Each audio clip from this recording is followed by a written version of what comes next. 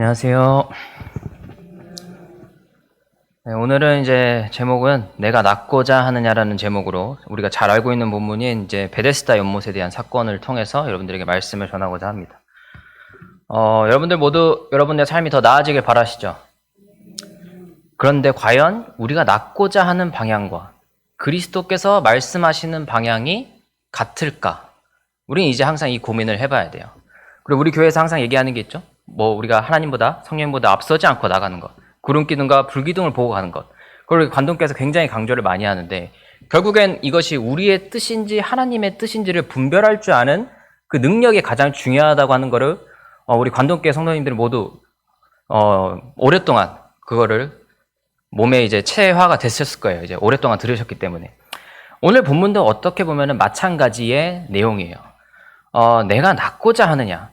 과연 예수님께서는 우리의 삶과 이 38년 된 병자에게 낫고자 하는 것이 무엇인지 묻고 있는 것과 다름이 없는 이 질문을 하고 계세요. 이거 왜 물어볼까요? 이제 우린 이 질문을 한번 해볼 필요가 있습니다. 그리고 이 질문이 들을 수밖에 없어요. 일단 먼저 우리가 본문을 한번 들어가 보도록 하겠습니다. 오늘 본문 우리에게 굉장히 익숙한 본문이죠. 요한복음 5장. 그런데 이제 이 본문을 우리는 보통 이렇게 이해하고 있어요. 예수님께서 38년 된 병자의 병을 고쳐주심으로써 예수님께서 그리스도이심을 드러내셨고 그분이 이런 능력이 있음을 나타내신 사건이다. 그리고 병자가 오랫동안 그 끈기를 가지고 기다리면은 자신이 바라던 바를 주님께서 들어주신다. 근데 대부분 이런 내용으로 간략하게 이해를 하고 있습니다. 하지만 이것이 과연 그리스도께서 의도하신 바일까? 우리가 38년 된 병자처럼 꿋꿋하게 우리가 그 자리에서 기도를 꾸준히 한다면 하나님께서 언젠간 그 기도를 들어주시겠구나라는 믿음으로 우리가 이 본문을 이해할 수 있는가? 이 부분을 우리가 한번 고민을 해봐야 된다는 지점이에요. 그래서 오늘 본문은 이제 5장에 있는 부분 중에서도 초반만 가져왔습니다.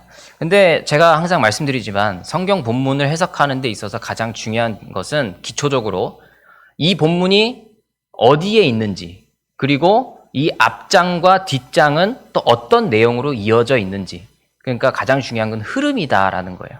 오늘 이 5장의 본문에서 가장 앞에 있는 것과 뒤에 있는 흐름을 간단히 말씀드리면, 앞장은 제가 전에 또 설교를 했던 본문이죠. 요한복음 4장 그 사마리아 여인에 대한 이야기에서 이후에 이어져 내려오는 본문이 바로 이 5장이에요.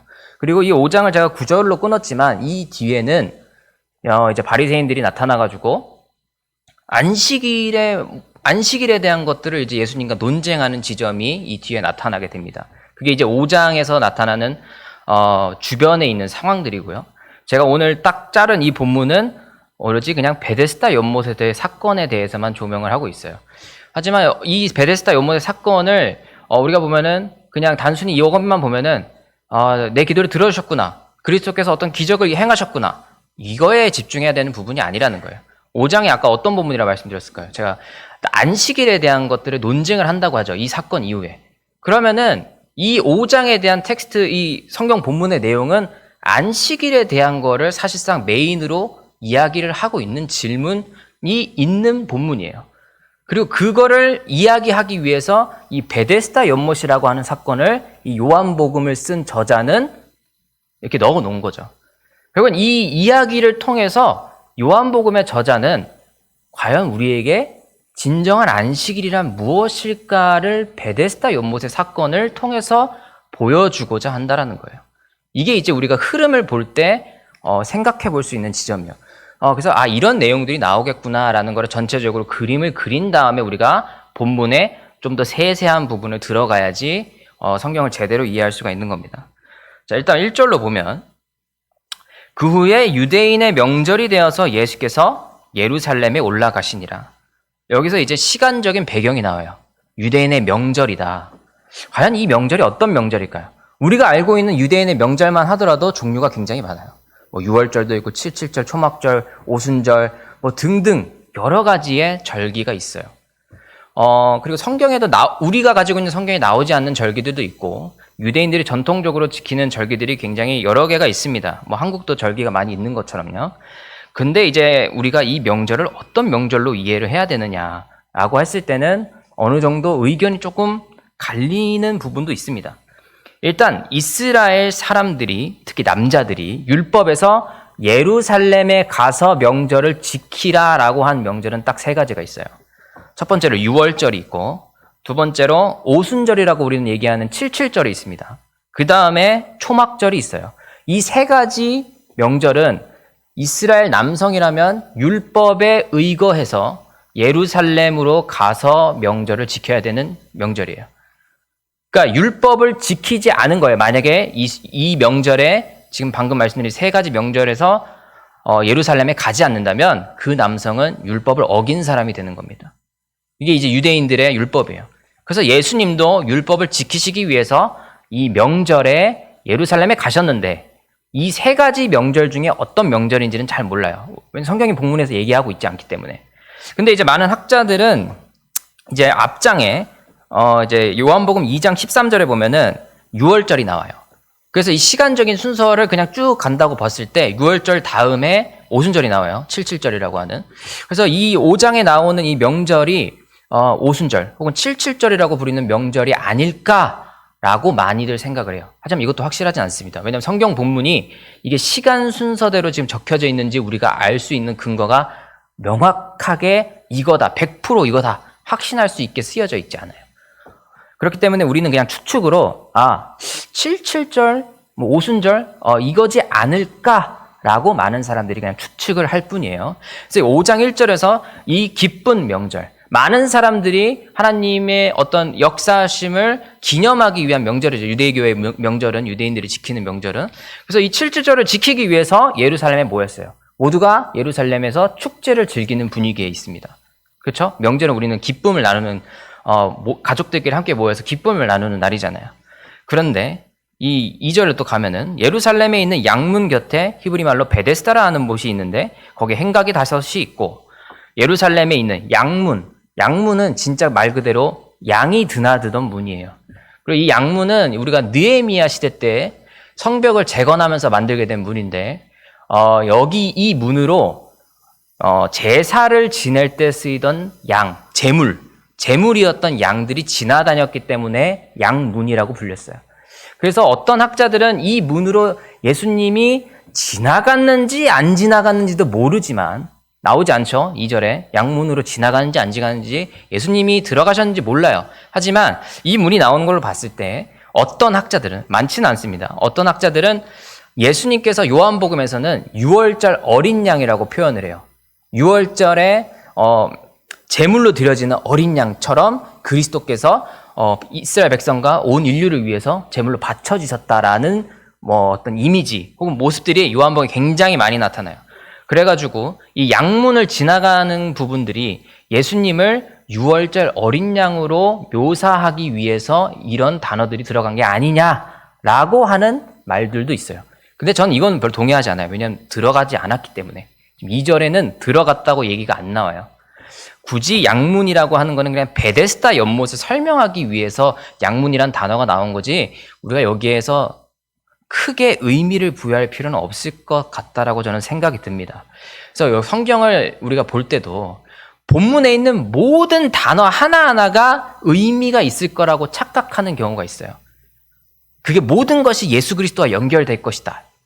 근데 여기 예수님이 안 지나갔는데 우리가 굳이 양문에 들어가신 예수 그리스도가 어린 양이다, 제물로 바쳐진 양으로 표현하기 위해서 썼다라고 이야기할 이유가 없습니다. 그냥 이거는 단지 2절에서는 베데스다라고 하는 연못이 어디 있는지 설명해 주기 위해서 나온 단어일 뿐이에요. 이 양문이라는 단어는. 때문에 우리가 성경 본문을 읽을 때도 이런 부분들 주의해서 읽어야 돼요. 그래서 베데스다라고 하는 연못이라는 단어, 이 못도 우리가 잘 알고 있습니다. 하지만 이 뜻을 한번 살펴볼 필요가 있어요. 히브리 말로 베데스다라고 하잖아요. 여기서도 이 사람들 다 히브리 말 할 줄 알았는데 유대인들이니까. 근데 우리 본문에는 히브리 말로라고 또 적혀 있어요. 그럼 이거를 딱 표현만 보더라도 우리는 이걸 알 수 있어야 돼요. 이 글을 읽는 사람들은 히브리어를 모르는 사람들이구나. 그러니까 요한복음을 쓴 저자가 이걸 설명해 주려고 하는구나. 이런 것까지 캐치를 할 수 있어야 됩니다. 그래서 히브리 말로 베데스다라고 하는 못의 뜻은 두 가지 단어가 합쳐진 말이에요. 베데스다라고 할 때 베트와 헤세드라는 두 가지 단어가 합쳐진 말입니다. 베트는 집이에요.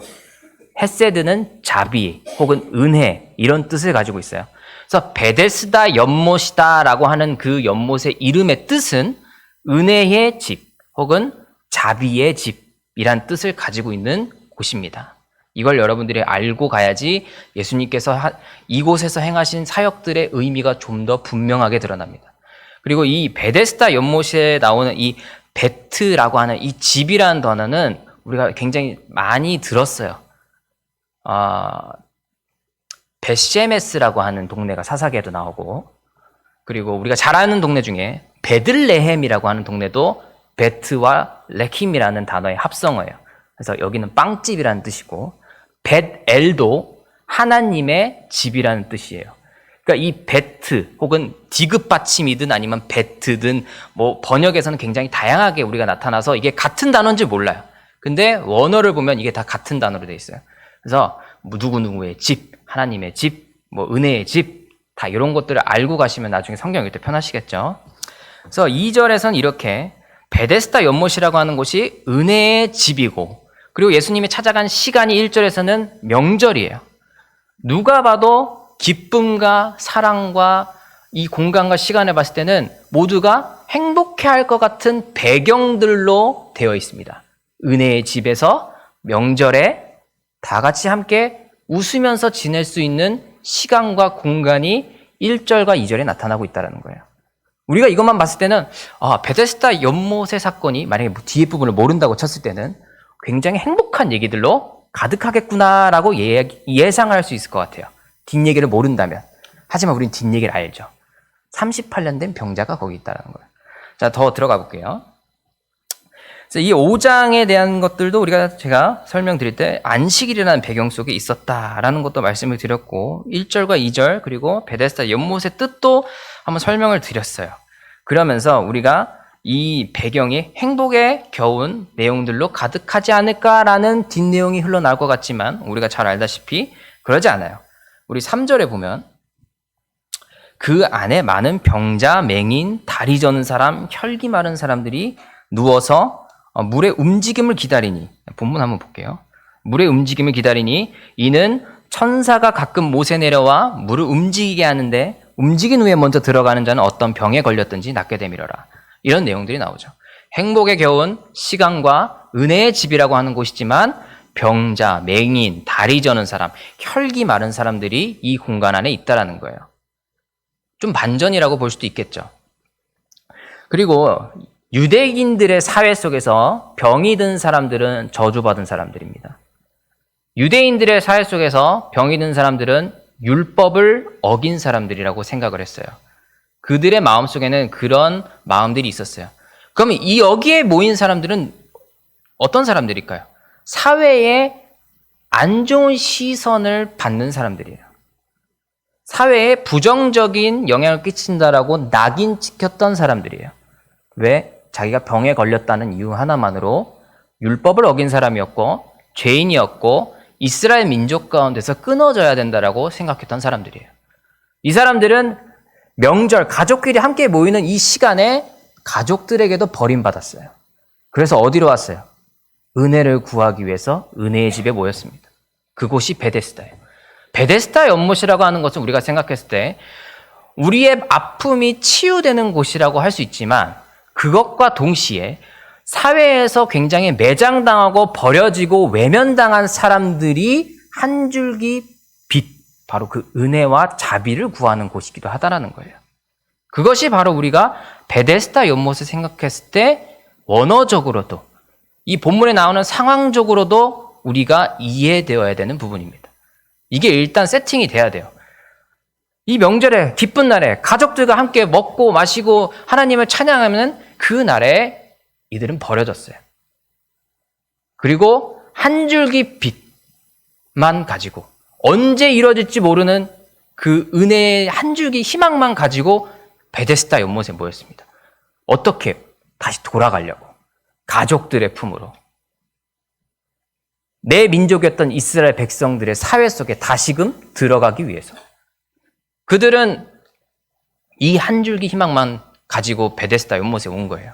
어떻게? 물의 움직임을 기다려서 먼저 들어가서 치유받고자 하기 위해서. 근데 우리가 본문을 보시면 이렇게 꺽쇠로 이렇게 괄호처럼 되어 있죠. 5장 3절 여기 물의 움직임부터 4절까지 내용들이 이거는 왜 이렇게 되어 있느냐라고 또 궁금증이 들 수 있어요. 이 본문은 이 3절 중반부터 4절까지의 내용들은 사실 우리가 성경에 여러 가지 사본들이 있습니다. 우리는 원본이 없어요. 성경은 사본들이 몇천 년 동안 계속 전해져 내려오는 건데 4세기 이전 예수님 태어나시고 400년까지 발견된 사본에선 이 내용이 없습니다. 4세기 이후에 발견된 사본에서만 이 5장 3절에 물의 움직임, 그리고 이 천사의 얘기들이 들어가 있어요. 그러니까 이거는 어떻게 보면 왜 기록이 안 됐을까?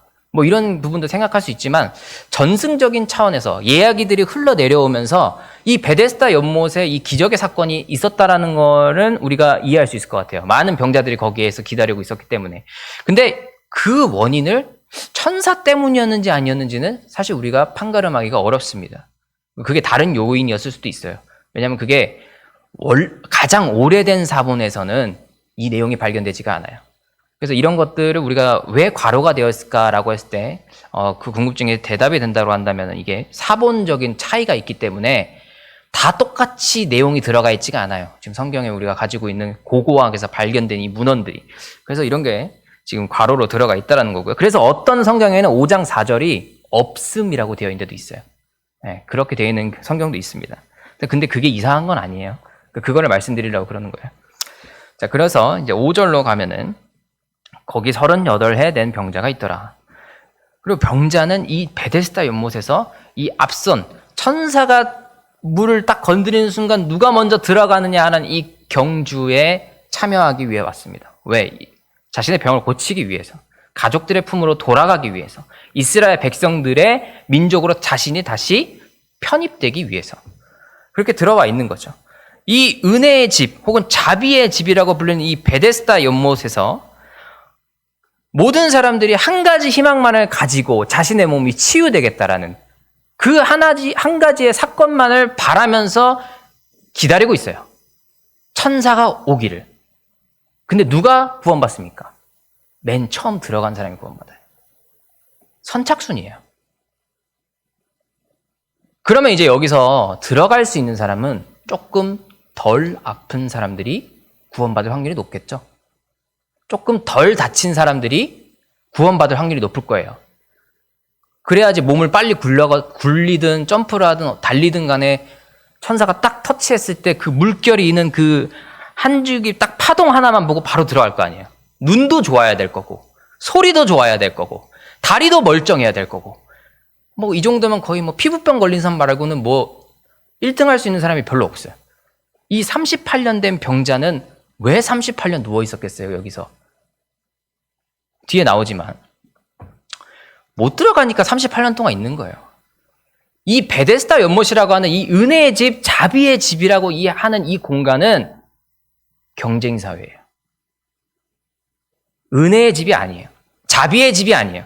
이 사람들은 은혜와 자비를 구해서 여기 모였습니다. 하지만 구원을 받는 티켓은 오로지 1등으로 들어온 한 사람에게만 주어졌다는 거예요. 이게 은혜의 집입니까? 이게 자비의 집일까요? 베데스다 연못은 우리가 생각하는 것만큼 낭만적이고 희망찬 공간이 아니에요. 우리가 마치 어디서 물건 하나 좀 싸게 판다고 그러면은 막 우르르 세일하면 달려가는 그런 상황처럼 베데스다 연못은 시장판이 된 거예요. 먼저 가서 캐치해서 계산하는 사람이 싼 물건 쟁취하는 거예요. 베데스다 연못은 지금 그런 곳이에요. 일찍 일어나는 새가 먹이를 먼저 발견한다. 우리 당연한 얘기 같고 이 자본주의 사회에서는 그게 근명성실의 대명사인 것처럼 굉장히 좋은 격언으로 알려져 있죠. 기독교에서 그게 과연 은혜로운 말일지 우리는 한번 생각해 봐야 돼요.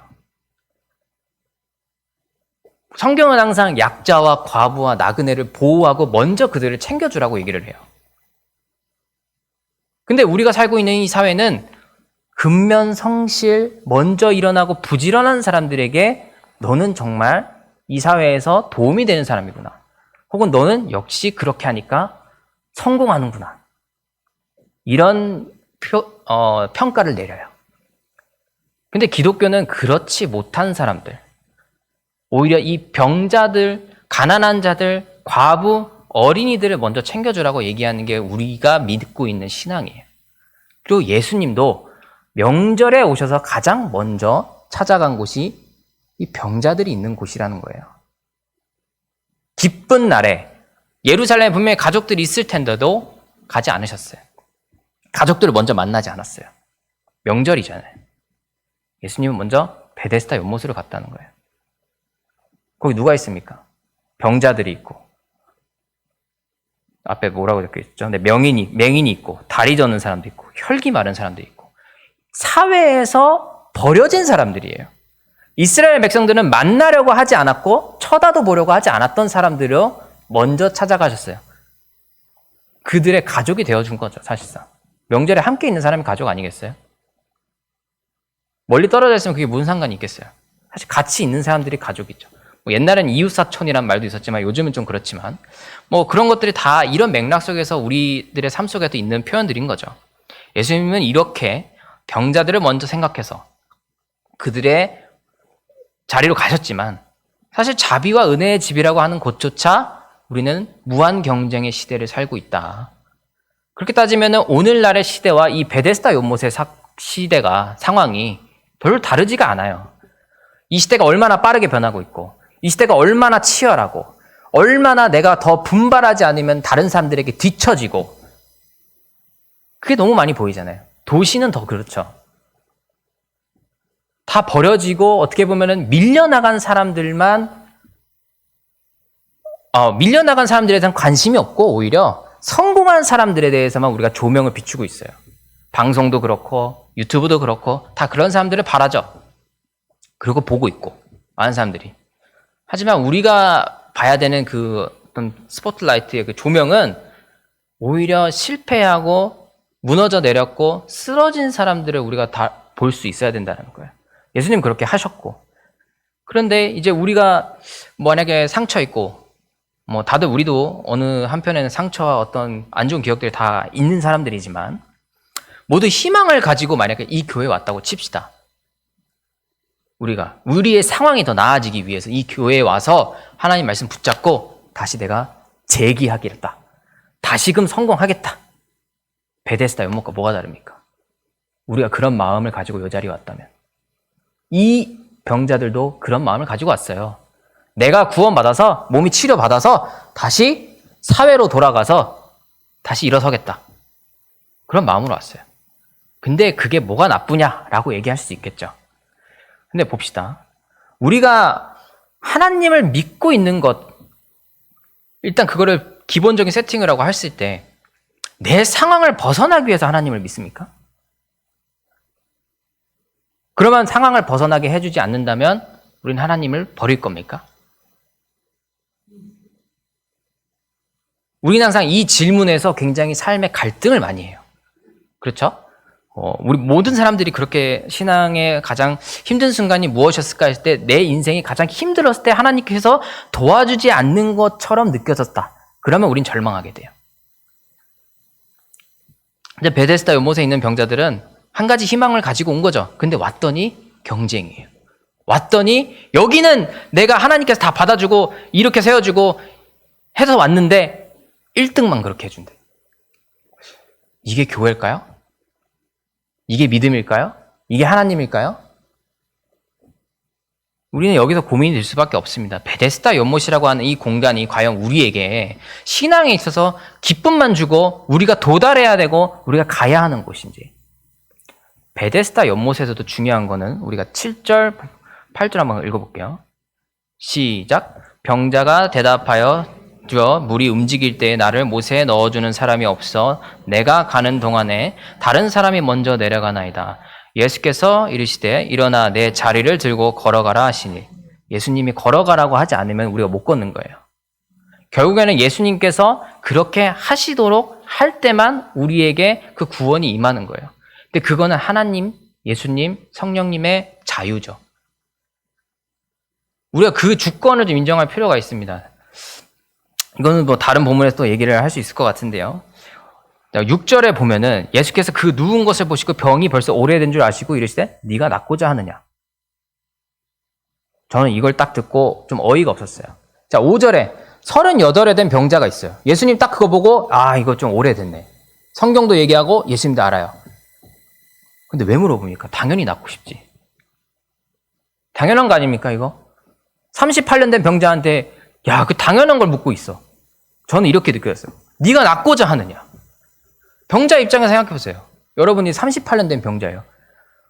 여기에서 내가 38년 된 거 다 아는 사람이 저걸 뭐하러 물어보는가? 뭐 놀리려고 그래요 이거를? 난 당연히 낫고 싶죠. 그러니까 38년 동안 1등으로 들어가려고 저 연못에 대기를 이렇게 타고 있는데 38년 동안 못 들어갔단 말이에요. 예수님 그거 아시면서 왜 물어보지? 놀리나? 이런 생각이 들었단 말이에요 전 처음에. 근데 저는 이 병자도 이상해. 병자 대답하는 것처럼 다른 사람이 나를 물에 안 넣어줬대. 자기가 들어가야 되는 건데 다른 사람이 안 넣어줬대.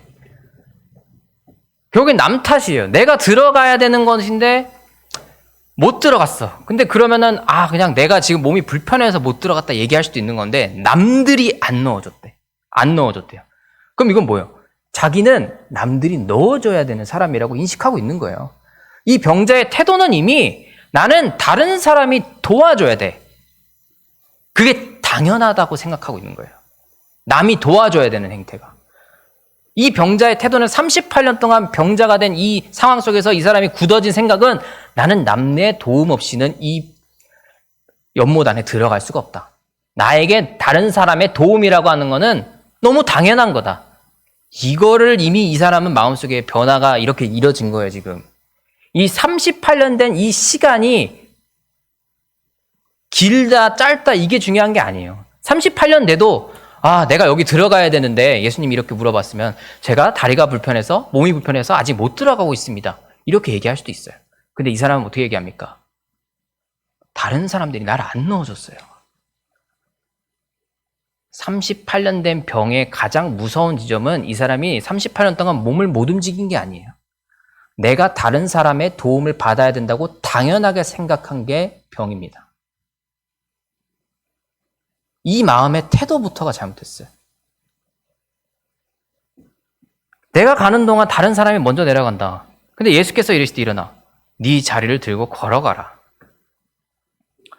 이 병자는 딱 한 가지 희망. 베데스다 연못에서 내가 물결이 딱 칠 때 처음으로 들어가서 내 병 고침을 받고 내 가족과 민족의 품으로 다시 돌아가겠다라는 그 한 가지 희망만 품고 38년을 이 자리에서 기다렸습니다. 우리는 그 믿음을 보고 정말 끈기 있는 믿음이다 라고 얘기할 수도 있겠죠. 하지만 그의 믿음의 뒷모습을 보세요. 너가 낫고자 하길 원하느냐? 라고 하는 이 예수님의 질문에는 이 사람이 가지고 있는 본심을 드러내는 질문이에요. 우리는 믿음에 대해서 스스로 질문하지 않으면 내 믿음의 뒷모습이 어떤지 몰라요. 가만히 있는 순간 우리는 우리 믿음의 딱 앞모습만 보게 돼 있어요. 하지만 질문을 했을 때 우리 믿음의 뒷모습을 보게 됩니다. 이 38년 된 병자의 믿음 가운데 있었던 그 뒷모습은 남이 나를 당연히 도와줘야 된다고 생각했던 어두운 면이 있었어요. 예수님의 질문이 그것을 의도하진 않았습니다. 그것을 드러내기 위해서 질문하신 건 아니에요. 더 큰 의미가 있습니다. 하지만 우리가 질문하는 이 신앙의 태도를 우리 스스로에게 하지 않는다면 여러분의 신앙의 모습은 내 스스로 이기적이기 때문에 밝은 모습밖에 볼 수가 없어요. 그 어두운 모습 어떻게 봅니까? 내가 고쳐야 되는 모습 어떻게 봅니까? 성장해야 되는 모습 어떻게 봅니까? 질문해야 된다는 거예요. 예수님이 이렇게 질문해요. 네가 낫고자 하길 원하느냐? 당연한 질문이잖아요, 병자한테. 근데 왜요? 너가 진짜 낫고자 하길 원하니? 혹은 너가 낫고자 하는 그 뒷모습에 무엇이 있니? 그 말씀이 우리의 중심을 보고 있다는 거예요. 그리고 그 질문이 우리의 신앙의 뒷모습을 보게 합니다. 우리가 거울을 보면서 보는 건 앞모습일 뿐이에요. 우린 뒷모습을 볼 수가 없습니다. 하지만 신앙에 있어서 우리가 뒷모습을 보기 위해서는 질문을 해야 된다는 거예요. 자기 스스로에게. 성경이 우리에게 던지고 있는 질문이 있습니다. 그렇기 때문에 우리가 말씀 묵상에 있어서 굉장히 심혈을 기울이고 이거를 이해하기 위해서 우리 스스로의 노력과 의지가 필요하다는 것을 여러분이 아셨으면 좋겠어요. 그런 마음이 없이는 우리는 우리의 뒷모습을 볼 수가 없습니다. 이 38년 된 병자의 끈기도 이렇게 오래되었지만 병자가 대답했을 때 우리 자기가 못 들어간다. 다른 사람이 안 넣어주기 때문에. 또 이 모습을 보면은 제가 한편으로 봤을 때 이 어두운 모습도 이 대답에서 나오지만 또 짠한 모습이 있어요. 이 베데스다 연못 다 이스라엘 백성들 가운데 버림받은 사람들이 모인 곳이에요. 근데 이 38년 된 병자는 거기서도 버림받았습니다. 버림받은 자 가운데 버림받은 자예요. 그는 아무도 도와주지 않았어요. 뭐 당연히 그렇겠죠. 모두가 제코가 석자인 사람들이 모였는데 누가 지금 옆에 사람 도와주겠어요. 그게 자비의 집이라고 하는, 은혜의 집이라고 하는 이 지붕 아래에서 모인 사람들의 모습이라는 거예요. 이게 너무 모순적이지 않으세요? 그런 부분들이 우리의 삶 속에서 드러났을 때 오늘 충격은 어떨지 모르겠지만 오늘 이 본문에 나타나는 상황 가운데서 우리가 느끼고자 하는 감정도 그거가 비슷할 것 같아요. 자비의 집, 은혜의 집이라고 하는 곳에서 사람들은 누가 1등으로 먼저 달려가느냐라고 하는 자비와 은혜가 없는 무자비한 약육강식의 그냥 야생에서의 모습이 보인다는 거죠. 과연 그것이 우리 기독교가 이야기하고 있는 말할 수 있는 모습일까? 우린 다시 한번 생각을 해봐야 됩니다. 그래서 우리가 넷플릭스라는 드라마나 이런 거 보는 이제 앱이 있는데 회사가 있는데 거기 보면 이제 오징어 게임이라고 있어요. 한창 이제 작년에 오징어 게임이라고 하는 그 한국 드라마가 미국이나 전 세계적으로 굉장히 열풍이 불어가지고 외국에서 상도 타고 그랬었는데 이제 오징어 게임이라고 하는 그 드라마의 가장 주된 메인 이야기의 흐름은 진짜 잃을 것도 하나 없는 땅 뒤끝으로 몰린 사람들, 사회에서 버려지고 버림받은 정말 뒤로 물러설 곳이 없는 사람들이 어떤 게임을 통해서 수백억을 이제 상금을 향해서 이제 목표를 향해서 이제 나아가는 지점이 있는 거예요. 근데 이 게임이 이제 서로 죽고 죽이는 정말 실제로 이제 그런 분위기 속에서 이루어지는 게임이었어요. 그래서 많은 사람들이 이걸 보고 자본주의의 모습을 비판한 되게 좋은 비판하는 드라마다 이렇게 해서 칭찬을 많이 했는데 자본주의에서 그렇게 드러나는 모습 결국 돈을 위해서 내 삶에 내 코가 석자니까 내가 필요한 돈을 쟁취하기 위해서 다른 사람들을 죽이고 속이고 뒤로 제끼고 이렇게 나아가요. 그래서 결국 1등이 모든 상금을 얻게 됩니다. 이것과 지금 이 베데스다 연못에서 나타나고 있는 이 구원의 모습들이 과연 뭐가 다를까요? 1등만 원하는 걸 얻어요. 다른 사람들을 제끼고 가야 돼요. 내가 38년 동안 만약에 병을 얻었다. 옆에 사람이 들어가려고 그래요. 제끼려고 하지 않겠어요? 인간의 본성적으로 좋다 나쁘다를 떠나서 1등만 원하는 걸 얻는 세상은 이렇게 기독교인의 눈으로 보기에는 좀 잔인해요. 그렇죠? 근데 그런 모습들이 우리 삶에서 너무나 당연하고 비일비재하게 일어난다는 거예요. 근데 그게 교회 안에서도 일어나는 거죠, 사실. 1등만 얻는 게 있진 않죠. 교회에서 줄 것도 없으니까 사실. 하지만 우리가 교회 내에서 이 신앙이라는 모습을 가지고 이 자리에 나왔을 때 내가 하나님에게 무언가 얻고자 해서 나오진 않았을까요? 우리가 하는 기도들의 대부분이 해주세요 기도예요. 그러면은 우리가 하나님은 모든 능력이 충만하고 무한하시기 때문에 우리에게 모든 은혜를 베풀어서 모두가 행복하게 할 수도 있다고 하지만 우리가 살고 있는 이 땅의 현실은 결국 누군가 일을 얻게 되면 누군가는 일을 잃게 되는 세상이에요. 내가 무언가를 얻었다라는 건 누군가는 무언가를 잃었다는 얘기입니다. 그래서 우리가 나누라고 하는 거죠.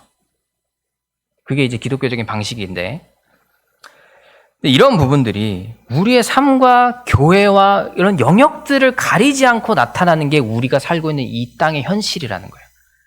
그것이 교회라는 지붕에서도 일어나고 은혜의 집, 자비의 집이라고 하는 베데스다 연못에서도 일어나요. 우리의 기독교가 뭘까요? 그렇다면 내가 가진 상황을 타개하기 위해서 남을 제끼고 밀고 속이고 그래서 내가 원하는 것을 얻기 위해서 우리가 이 자리에 있는 걸까요? 그리고 내가 그것을 원하는 것을 얻었다면 그걸로 만족할까요? 우리 항상 기도하잖아요. 하나님 이것만 해주시면 내가 어떻게 하겠다. 이것만 해주시면 어떻게 하겠다. 근데 그 다음이 있잖아요. 우리의 기도가 1, 2, 3, 4 해가지고 여태까지 시리즈로 하면 얼마나 많이 있었겠어요. 그런 식으로 기도했을 때. 과연 우리는 무엇을 은혜라고 얘기해야 되고 무엇을 자비라고 얘기해야 될까요? 우리가 원하는 것을 얻었을 때 우리는 그것이 은혜라고 자비라고 고백을 하죠. 우리 기도가 들어졌을 때. 이게 누구에게만 은혜고 자비일까? 이 베데스다 연못이 1등으로 들어간 사람한테만 은혜고 자비예요. 근데 우리 모두가 1등 할 수 있습니까? 그렇지 않잖아요. 무엇이 은혜고 자비일까요? 무엇이 우리가 기독교에서 말하고 있는 참된 은혜이고 참된 자비일까요?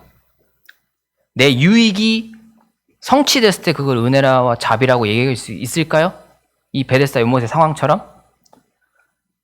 그거에 대해서 이제 5장 8절, 9절 이 내용들을 우리가 연결시킬 수 있어야 됩니다. 5장에 제가 이 중심적인 가장 핵심적인 내용들은 말씀드렸다시피 안식일에 대한 얘기예요.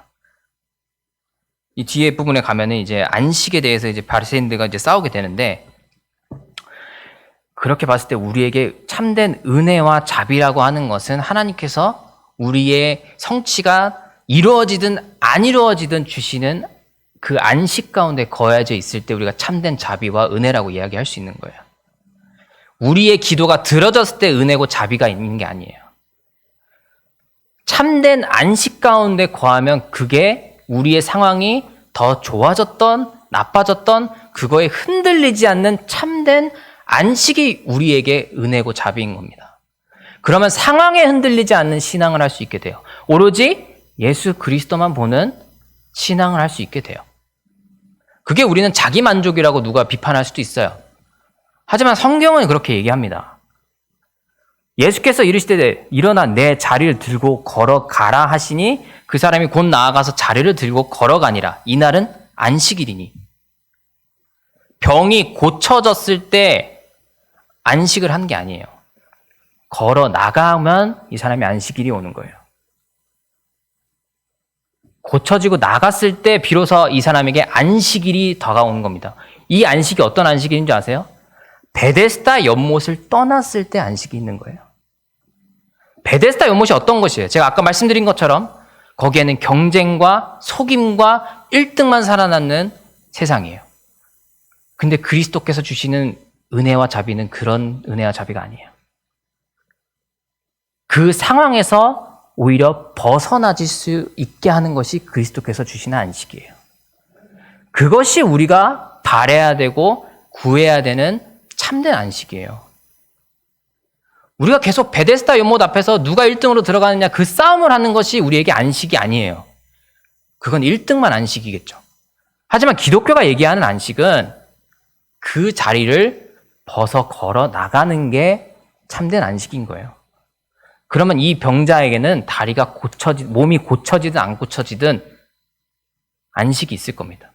그 경쟁의 상황에서 누군가를 속이고 제끼고 내가 무조건 1등으로 들어가야 된다는 그 피로감 속에서 벗어나는 게 진짜 안식이죠. 이 사람은 병이 고쳐지고 만약에 예수님을 만나지 않았다면 또 다른 경쟁을 하게 될 거예요. 이제 먹고 사는 문제가 또 있겠죠. 또 자녀가 생기면 또 그런 문제도 있겠죠. 우리의 인생에서 기도해야 되고 그렇게 따지면 얼마나 구해야 될 게 많아요. 하지만 이 병자는 그 베데스다 연못과 같은 신앙의 환경에서 벗어나서 그리스도 한 분만으로 충분한 참된 안식을 얻었다는 거예요. 그게 중요한 겁니다. 베데스다 연못에서 우리가 1등으로 들어가는 건 기독교적이지 않아요.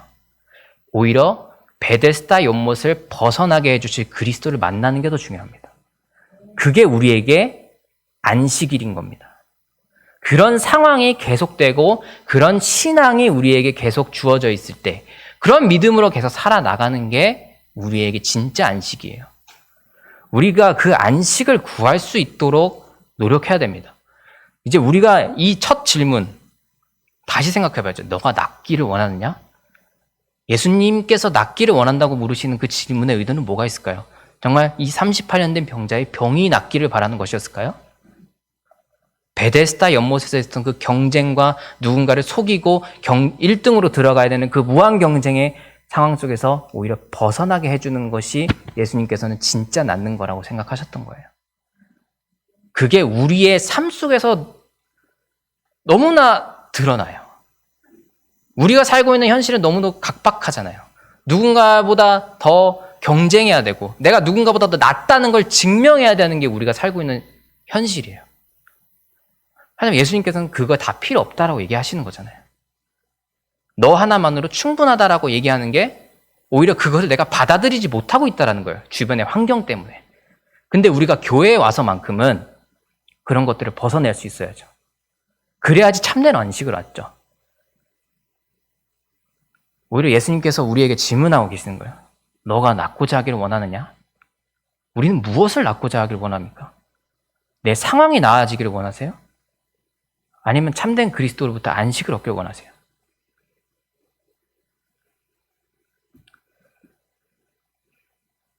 결국에는 우리에게 이 자유함이라고 하는 것들 우리가 성경에서 굉장히 중요하게 얘기하는데 요한복음 진리가 너희를 자유롭게 한다. 결국엔 이 안식을 통해서 우리는 자유함으로까지 나가야 돼요. 그게 우리가 신앙에 있던 발달 과정인 겁니다. 거기까지 나가지 않으면 또 안식에서는 또 거기에서 주저할 수 있습니다. 주저앉을 수 있어요. 거기서 그냥 만족하면서. 하지만 거기서 더 나아가서 우리는 자유함까지 나아가야 된다는 것. 그것이 우리가 이렇게 성경의 전체적인 특히 요한복음에서 얘기하고 있는 내용들입니다. 우리가 이렇게 성경을 좀 더 깊게 파고들면서 이해하고자 하면 더 새로운 세상이 열리고 우리가 보지 못했던 것들을 다 볼 수가 있어요. 하지만 그거를 위해서는 정말 우리가 무던히 노력해야 돼요. 그냥 우리가 성경 묵상하고 열심히 기도하고 한다고 해서 우리가 이렇게 성경에 대한 디테일한 부분들 혹은 이 자세한 부분들, 중요한 부분들을 읽을 수 있는 게 아니에요. 사실 성경을 읽는다고 하는 것은 굉장히 고된 작업이고 힘든 작업이에요. 우리가 읽는다고 해서 그게 은혜로 팍 다가오기는 또 쉽지가 않습니다. 그게 내 감정일 수 있거든요. 그래서 그런 것들을 우리가 벗어나기 위해서는 정말 노력을 많이 해야 됩니다. 그러면서 우리가 참된 안식을 얻게 되고 비로소 진리로 자유하게 되는 삶을 얻을 수 있게 될 겁니다. 그래서 이 말씀을 통해서 여러분들이 그런 삶을 사는 성도들이 됐으면 좋겠고요. 또 기도하도록 하겠습니다. 마지막으로.